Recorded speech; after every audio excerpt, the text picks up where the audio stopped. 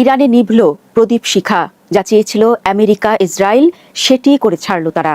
আর এর বলিদান হলেন ইসলামী বিপ্লবের সর্বোচ্চ ধর্মীয় নেতা আয়াতুল্লাহ খামেনি। তাকে শেষ করার মধ্য দিয়ে খামেনির ৩৭ বছরের শাসনকে থমকে দিল ট্রাম্প নেতানিয়াহু। খামেনির মৃত্যুতে ৪০ দিনের রাষ্ট্রীয় শোক ও ৭ দিনের সরকারি ছুটি ঘোষণা করেছে তেহরান। আর সর্বোচ্চ নেতার মৃত্যুতে ইরানের পাশাপাশি বাংলাদেশিদের মনেও বইছে ঝড়। ইরান ইস্যুতে বরাবরই সফট কর্নার ধরে রেখেছেন বাংলাদেশিরা। দর্শক, এর বড় দুটি কারণ হচ্ছে, এক, মধ্যপ্রাচ্যের যে কটি দেশ আছে তাদের মধ্যে একটি দেশ ইরান, যারা সরাসরি ফিলিস্তিন ইস্যুতে সরব, আর দুই হচ্ছে আমেরিকা ইসরায়েলের আগ্রাসনের বিরুদ্ধে প্রতিবাদী কণ্ঠস্বর খামেনির বিপ্লবী সরকার। এই দুই কারণে ইরান ও বিপ্লবী সরকারের প্রতি ধর্মপ্রাণ বাংলাদেশিদের মনে সফট কর্নার রয়েছে। সেই অবস্থান থেকে খামেনির মৃত্যুতে রীতিমতো শোকে মুহ্যমান গোটা বাংলাদেশ। রোববার সকাল থেকে খামেনির মৃত্যুর খবর ছড়িয়ে পড়তে সামাজিক মাধ্যমে শোক বার্তার বন্যা বয়ে যাচ্ছে। সেই সঙ্গে আমেরিকা ইসরায়েলের আগ্রাসনের প্রতি তীব্র ক্ষোভ আর ঘৃণা ঢেলে দিচ্ছেন নেটিজেনরা। মোবারক হোসেন নামের একজন লিখেছেন, rest in peace supreme leader Ayatollah Khamenei. Raihanul Rana নামের আরেকজন লিখেছেন, আল্লাহ আপনাকে জান্নাতুল ফেরদৌসের মেহমান হিসেবে কবুল করুন। শুভ নামের অন্য আরেকজন লিখেছেন, সারা পৃথিবী আজ কাঁদছে, বিদায় হে মহান বীর। এমন হাজার হাজার পোস্টে ছেয়ে গেছে সামাজিক মাধ্যম। এদিকে ইরানের রাষ্ট্রীয় সংবাদ মাধ্যম IRIB রোববার সকালে জানায়, ইরানের সর্বোচ্চ নেতা শাহাদাত বরণ করেছেন। এর আগে খামেনির নিহত হওয়ার খবর জানান যুক্তরাষ্ট্রের প্রেসিডেন্ট ডোনাল্ড ট্রাম্প। নিজের ট্রুথ সোশ্যালে দেওয়া পোস্টে ট্রাম্প লিখেন, খামেনি ইতিহাসের অন্যতম নিকৃষ্ট ব্যক্তিদের একজন, মারা গেছেন। রয়টার্সের প্রতিবেদনের তথ্য, আয়াতুল্লাহ আলী খামেনি শনিবার সকালে তেহরানের নিজ কার্যালয়ে হামলায় নিহত হয়েছেন। বিবিসি জানিয়েছে, সর্বোচ্চ নেতার মৃত্যুতে ইরানের রোববার থেকে ৪০ দিনের রাষ্ট্রীয় শোক ঘোষণা করা হয়েছে। এর আগে আলী খামেনির একাধিক স্বজনের মৃত্যুর তথ্য প্রকাশ্যে আসে। রোববার বাংলাদেশ সময় ভোর 6:30 নাগাদ ফার্স্ট নিউজের বরাত দিয়ে জর্ডান ভিত্তিক গণমাধ্যম রোয়া নিউজ তাদের প্রকাশিত সংবাদে জানায়, ইরানের সর্বোচ্চ নেতা আলী খামেনির পরিবারের একাধিক সদস্য নিহত হয়েছেন যুক্তরাষ্ট্র ইসরায়েলের যৌথ হামলায়। রোয়া জানায়, ইরানের সর্বোচ্চ নেতার ঘনিষ্ঠ সূত্র তার পরিবারের বেশ কয়েকজন সদস্যের মৃত্যুর খবর নিশ্চিত করেছে। ফার্স্ট নিউজ ইরানের সর্বোচ্চ নেতার ঘনিষ্ঠ সূত্রের বরাত দিয়ে তার মেয়ে, জামাতা, নাতনি এবং পুত্রবধূ নিহত হয়েছেন বলে জানিয়েছে। আয়াতুল্লাহ খামেনির বিদায়ের পরপরই রীতিমতো হুঙ্কার দিয়েছে ইসলামী বিপ্লবী গার্লস কর্পস IRGC। এক বিবৃতিতে তারা জানিয়ে দিয়েছে, ইতিহাসের সবচেয়ে ধ্বংসাত্মক হামলা যুক্তরাষ্ট্র প্রশ্নে আমিরে জামাত সহ প্রধানমন্ত্রী থেকে শুরু করে পুরো বাংলাদেশ নিরুপায়, কিছু বলতে পারছে না। দর্শক, যুক্তরাষ্ট্র আমাদের চোখের সামনে মানবাধিকার লঙ্ঘন করছে, যাচ্ছে তাই করছে। ওয়ার্ল্ড অর্ডার মানছে না, জাতিসংঘের কোনো নীতিমালা মানছে না, কোনো সভ্যতা ভব্যতা মানছে না, একটা অসভ্য আচরণ করছে। দর্শক, কোনো দোষ নাই, ইরানের কি দোষ? বিনা দোষে তাদের সর্বোচ্চ নেতাকে হত্যা করেছে যুক্তরাষ্ট্র ইসরায়েল, পুরো পৃথিবীকে অস্থির করে তুলেছে। তারা অন্য একটা দেশের রাষ্ট্রপ্রধানকে তার বেডরুম থেকে ধরে আনেন কমান্ডো স্টাইলে, সিনেমেটিক স্টাইলে, অথবা এটা নিয়ে আর একটা তৃতীয় বিশ্বযুদ্ধ হওয়ার কথা। কিন্তু না, কেউ কিছু বলছে না, সবাই অসহায় নিরুপায়। এমনকি দেখেন, যেহেতু বাংলাদেশের জনগণ ইরানের পক্ষে, বাংলাদেশের জনগণের হৃদয়ে রক্তক্ষরণ হচ্ছে খমেনিকে হত্যায়, বাংলাদেশের মানুষ গায়বানা জানাজা পড়ছে, কিন্তু বাংলাদেশের নেতৃত্বের একটা সংজ্ঞা দিই, বিএনপি জামাতের মধ্যে তেমন কোনো পার্থক্য নেই। বিএনপি জামাত একটা বৃহত্তর সোশ্যাল কন্ট্রাক্টে আছে। বিএনপির মাঠ পর্যায়ে সন্ত্রাসীরা এই সোশ্যাল কন্ট্রাক্টের বাইরে, তারা সন্ত্রাস করছে, জামাত কর্মীকে হত্যা করছে, কোপাচ্ছে, that's different. But centrally BNP Jamaat সরকার এবং বিরোধী দল একটা ডেটার সোশ্যাল কন্ট্রাক্টে আছে। তাদের নীতি আদর্শ বাস্তবিক পক্ষে এক এবং অভিন্ন।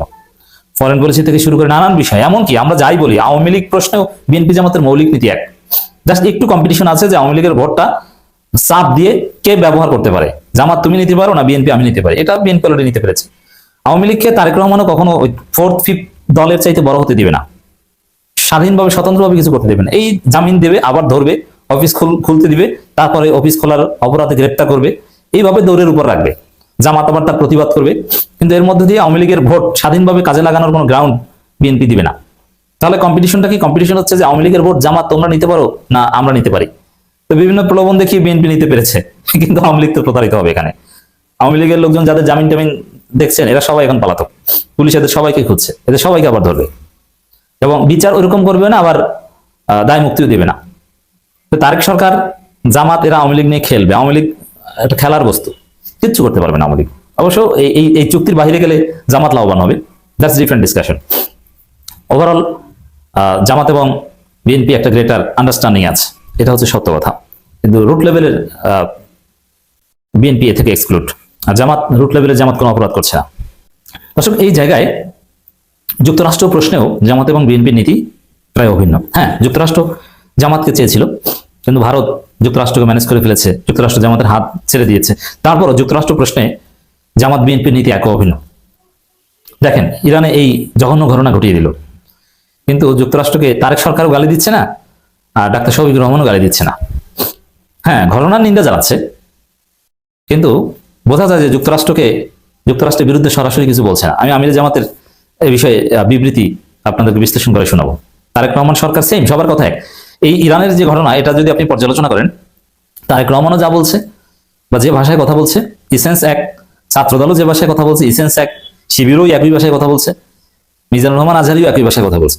এর মানে ঘটনা নিন্দা করতে হবে, কিন্তু যুক্তরাষ্ট্রকে দায়ী করা যাবে না। মজা না? এর মানে এই ক্ষেত্রে নিরুপায়। এটা শুধু বিএনপি জামাতের কথা, বিশ্ব রাজনীতি হচ্ছে এই ফাঁদে আছে। এখানে একটা কথা বলিনি, এখানে আপনি আলাদাভাবে জামাতকে গালি দিয়ে লাভ নাই। যেমন আমার কাছে একজন প্রশ্ন করেছিল যে আপনি কি দেখছেন যে জামাতের এই উত্থানের ফলে জামাত ক্ষমতার কাছাকাছি এসে ইসলাম থেকে ডেভিয়েটেড হয়েছে? এর উত্তর আমি বলবো যে না। আমি বলেছি, বিভিন্ন মিডিয়ায় প্রশ্ন করেছে যে না, জামাত ডেভিয়েটেড হয়েছে, বিষয়টা এরকম নয়। বিষয়টা হচ্ছে যে আমাদের কালেকটিভ ডেভিয়েশন, সামগ্রিকভাবে মুসলিম উম্মারই অধঃপতন। আজ থেকে 50 বছর আগে মুসলিম উম্মার মধ্যে যে তাকওয়া ছিল, এখন কি সেটা আছে? এখন অনেক পাপ সহনশীল হয়ে গেছে, রাষ্ট্রীয় পর্যায়ে অনেক পাপ গ্রহণযোগ্য। এর মানে এটা আমাদের কালেকটিভ ডেভিয়েশন, এবং এটা হবে, এটা হাদিস আছে, সুম্মাল্লাযিনা ইয়ালুনহুম সুম্মাল্লাযিনা ইয়ালুনহুম। দিন যত যাবে অবস্থা তত খারাপ হবে, পূর্বের জাতি তত ভালো ছিল, এটাই প্রমাণিত হবে। তো এরকম যে এটা তো আমাদের কালেকটিভ সমস্যা, ওয়ার্ল্ড ওয়াইড সমস্যা। পৃথিবীর কেউই তো কিছু করতে পারছে না, শুধু শুধু জামাতকে। জামাত তো এখানে থার্ড চ্যাপ্টার, জামাত তো সরকার না। যুক্তরাষ্ট্রের বিরুদ্ধে বিএনপির অবস্থানটা কি, এই হামলার বিষয়, এটা হচ্ছে বাংলাদেশের রাজনীতির ক্ষেত্রে মূল বিবেচ্য বিষয়। জামাতেরটা পরে দেখেন, কিন্তু ইন্টারেস্টিংলি জামাত বিএনপি এখানে এক। আওয়ামী লীগ থাকলে তারাও একই হতো। এখন অবশ্য আওয়ামী লীগ তো আন্দোলনচা, তারা তো এখন জামাত বিএনপি সমালোচনা করবেই। তারা যুক্তরাষ্ট্রের গালি দিতে পারে, কারণ তাদের গালি দেয়া না দেওয়ার কোনো তাসির নেই, কোনো গুরুত্ব নেই। তো দর্শক দেখেন, যুক্তরাষ্ট্র ইসরায়েল ইরানকে সর্বোচ্চ সংযম প্রদর্শনের আহ্বান। এর মানে একটু সুশীল টাইপের মধ্যস্থতা করা।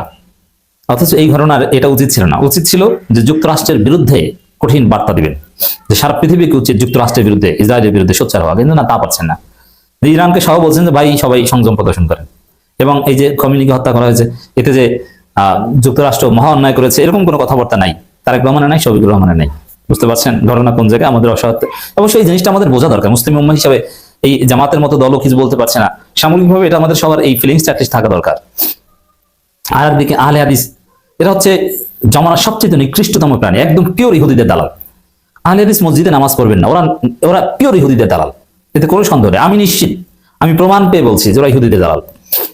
আহতদের মধ্যে অবিলম্বে সামরিক পদক্ষেপ বন্ধ করতে যুক্তরাষ্ট্র, ইসরায়েল ও ইরানের প্রতি আহ্বান জানিয়েছেন জামাত ইসলামীর আমির শফিকুর রহমান। ইরান এখানে মজলুম, ইরানকেও সেম আহ্বান জানান। এটা কি ন্যায়সঙ্গত হলো? না। দেশগুলোর সর্বোচ্চ সংগ্রাম প্রদর্শন করার আহ্বান জানান তিনি, অথচ এখানে ইরান আক্রান্ত, ইরান মজলুম। ইরান হামলা করেনি আগে, ইরান জাস্ট আত্মরক্ষা করছে। ফেসবুক স্ট্যাটাসে এতে ইরানের সর্বোচ্চ নেতা আয়াতুল্লাহ খামেনির মৃত্যুতে শোক প্রকাশ করেন তিনি। যেমন আমি লিখেছি, ইরানের সর্বোচ্চ নেতা আয়াতুল্লাহ আলী খামেনি শাহাদাতের সংবাদে আমি গভীরভাবে শোকাহত। শোক সন্তস্ত ইরানি জনগণের প্রতি রইল আমার আন্তরিক সমবেদনা। মহান আল্লাহ তাআলা তাদের এই কঠিন ধৈর্য শক্তি পরীক্ষা করেন। মধ্যপ্রাচ্যের বর্তমান অস্থিরতা ইতিমধ্যে আঞ্চলিক স্থিতিশীলতাকে চরম ঝুঁকির মধ্যে ফেলেছে। এই পরিস্থিতির মধ্যে মানে এখানে জামাতের ফরেন পলিসি বা এগুলো যারা দেখভাল করেন, তারা এটা লিখে দিয়েছেন যে যুক্তরাষ্ট্রকে আলাদাভাবে দায়ী করে কোনো বক্তব্য দেওয়া যাবে না sir. Mizanur Rahman Azhari Facebook status দিয়েছেন, হে আরশের মালিক, পৃথিবীতে ন্যায়ের শান্তি প্রতিষ্ঠা করুন।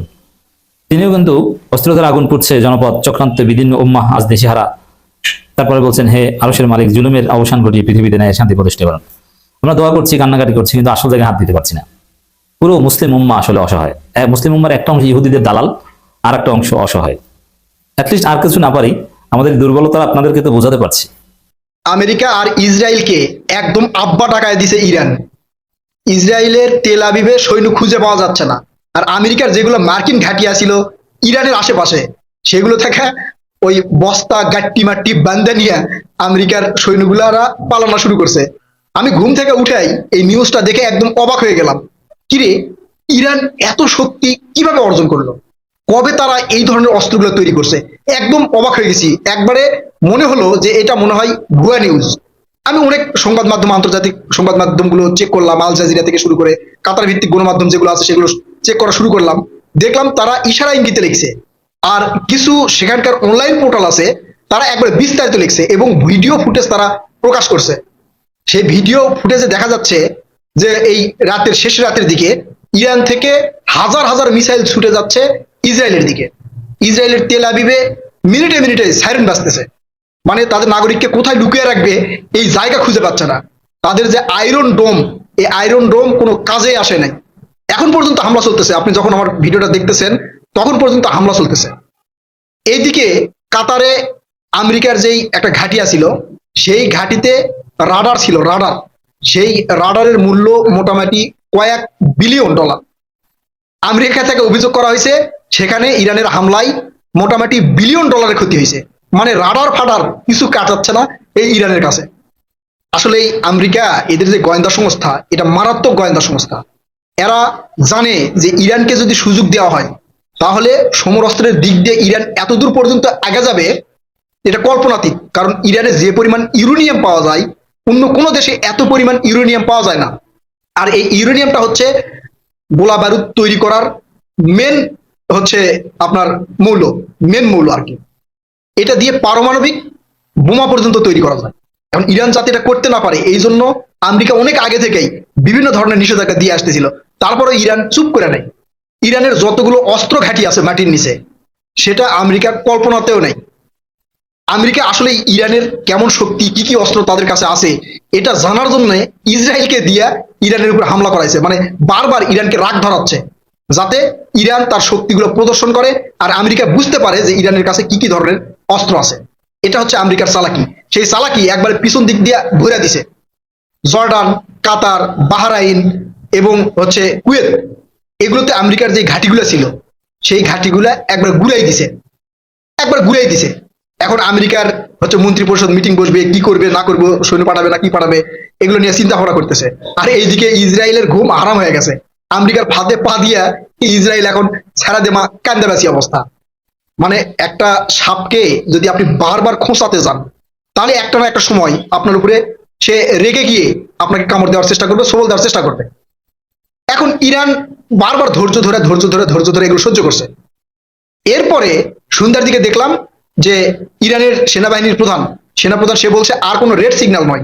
মানে এর আগে ইরান যখন হামলা করে, মানে ইসরায়েল যখন ইরানের উপর হামলা করছে তখন ইরানের পক্ষ থেকে রেড সিগন্যাল দেওয়া হয়েছে যে আমরা এই সময় হামলা করব, আপনারা সাবধান হন যাতে সাধারণ জনগণ নিরাপদে থাকে, এরকম রেড সিগন্যাল দিছিল। আর এইবার রেড সিগন্যাল দেয় নাই। রেড সিগন্যাল দিয়ে কয়েক ঘন্টা পরেই একবারে ইসরায়েলকে জাহান্নাম বানায় দিছে। তেল আবিবের আয়রন ডোম যেগুলো সেট করা ছিল, সেই আয়রন ডোম গুলা ভাঙ্গাকে চুরমার হয়ে গেছে।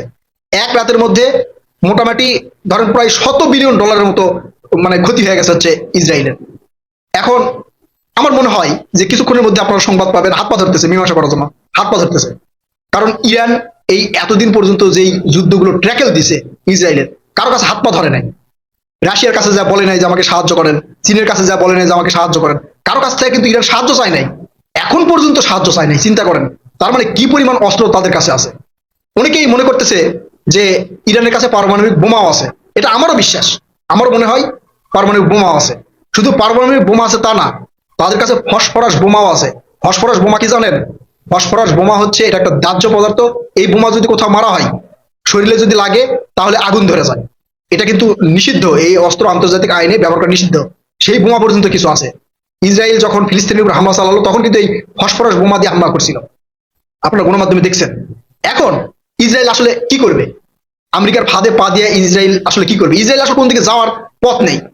ইসরায়েলের যে প্রধানমন্ত্রী নেতানিয়াহু, এই যদি যুদ্ধ থামিয়ে দেয় তাহলে ওখানে নির্বাচন দিতে হবে, আর নির্বাচন দিলে নেতানিয়াহুর মানে ব্যাপক পরাজয় হবে। এই কারণে কোনো মতে আজকে ইসরায়েল, কালকে ইয়ামিন, তারপরে হচ্ছে এই ইরান, তারপরে ফিলিস্তিন, এগুলো যুদ্ধ কোনো মতে আটকায় আছে, নিয়েই আছে। আর এই আমেরিকা অস্ত্র বিক্রি করার জন্য বিভিন্ন দেশের সাথে এরে ধাক্কায় ধুকায় লাগা দিচ্ছে। যেমন ইউক্রেনকে লাগা দিচ্ছে রাশিয়ার সাথে, ঠিক আছে, ন্যাটোতে যোগ দিয়ে নিবে, মানে ইউক্রেনকে ন্যাটোতে যুক্ত করবে। এটা রাশিয়া চায়নি, রাশিয়ার সার্বভৌমত্বের জন্য হুমকি হবে। এই জন্য ওই মানে লোভ দেখাইছে হচ্ছে আমেরিকা ইউক্রেনকে, যাই হচ্ছে আমি তোদের এই ইয়াতে ন্যাটোতে যুক্ত করবো। ন্যাটো মানে তো আপনারা বোঝেন অনেকগুলো দেশের সেনাবাহিনী একত্রিত কাজ করে, এটাকে ন্যাটো বলা হয়। এখন ইউক্রেন চিন্তা করছে যে আমি যদি ওখানে যুক্ত হই তাহলে আমার সার্বভৌমত্ব তো আরো শক্তিশালী হবে। সেই লোভে আমেরিকার কাছে প্রস্তাব দিছে, "হ্যাঁ, আমি যুক্ত হতে চাই।" এইদিকে রাশিয়া বসানো দিচ্ছে। আমেরিকা জানতো যে আমি ইউক্রেনকে হচ্ছে করবো, ন্যাটোতে টানার চেষ্টা করব, আর রাশিয়া শুরু করে দিবে যুদ্ধ। রাশিয়া যখন যুদ্ধ করবে তখন রাশিয়ার যে অস্ত্র টস্ত্র এগুলো কমতে থাকবে, সৈন্য কমতে থাকবে, তখন রাশিয়া দুর্বল হয়ে যাবে। মাঝখান থেকে মারলো হচ্ছে ইউক্রেনকে। ঠিক একইভাবে ব্যবহার করতেছে ইসরায়েলকে। মানে ইসরায়েলকে দিয়ে এর খোঁচা দিচ্ছে, ওর খোঁচা দিচ্ছে, ওর খোঁচা দিচ্ছে, দিয়া এখন ইসরায়েল এমন বাটে পড়ছে, মানে অন্ধকার দেখতেছে। আয়রন ডোমের কোনো কাজ হচ্ছে না, কারণ ইরান যেই ক্ষেপণাস্ত্র দ্বারা হামলা করতেছে, একটা করে ক্ষেপণাস্ত্র থেকে কমসে কম 10টা করে মানে বোমা বের হচ্ছে। কয়টা ঠেকাবে?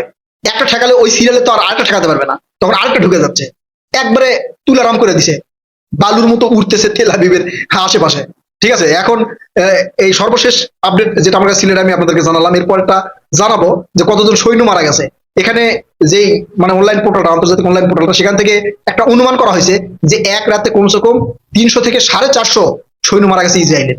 কারণ ইসরায়েল আন্তর্জাতিক গণমাধ্যমকে টাকা দিয়ে যেমন মুখ বন্ধ করে রাখে, একই সাথে দেশের যেগুলো গণমাধ্যম আছে এগুলোতে একবার গলা চিপা ধরে রাখছে, কোনোভাবেই তাদের কথা বাইরে ফাঁস করতে দিবে না, কোনোভাবেই দিবে না। এই জন্য সঠিক তথ্য জানতে হলে আপনারা ওই আশেপাশে যেগুলো দেশ আছে সেগুলোর অনলাইন পোর্টাল গুলো আপনাদের বিচার বিশ্লেষণ করতে হবে। কয়েকটা অনলাইন পোর্টালে যদি আপনারা জাজ করেন তাহলে বুঝতে পারবেন যে কোনটার সাথে কোনটা মিলতেছে, এরপরে সঠিক তথ্য জানতে পারবেন। আমি সকালে ঘুম থেকে উঠে যখন একটা দেখলাম, তারপরে বাকি অনেক কয়েকটা দেখলাম, যেমন হচ্ছে তুরস্কের কয়েকটা অনলাইন পোর্টাল দেখলাম, ইরাকের অনলাইন পোর্টাল দেখলাম, মানে আশেপাশে যেগুলো আছে তাদের অনলাইন পোর্টালগুলো দেখলাম যে হ্যাঁ, সেম ঘটনা, একবারে ইসরায়েলের তেল আবিব মাটির সাথে প্রায় মিশে গেছে। এখন কি করবে এটা নিয়ে আলোচনা সমালোচনা চলতেছে। আমেরিকা হয়তো একটু হুমকি টুমকি দিবে যে আমি সৈন্য পাঠাবো, এ পাঠাবো, সে পাঠাবো। এইদিকে চীন রাশিয়া আবার গোপনে গোপনে দিচ্ছে আর কি ইরানকে। ভবিষ্যতে দেখা যাবে আরো কি হয়। প্রিয় দর্শক, আপনারা আপনাদের মূল্যবান মতামত কমেন্ট করে জানাবেন, ভিডিওতে লাইক কমেন্ট করবেন, চ্যানেলটি সাবস্ক্রাইব করার অনুরোধ করছি।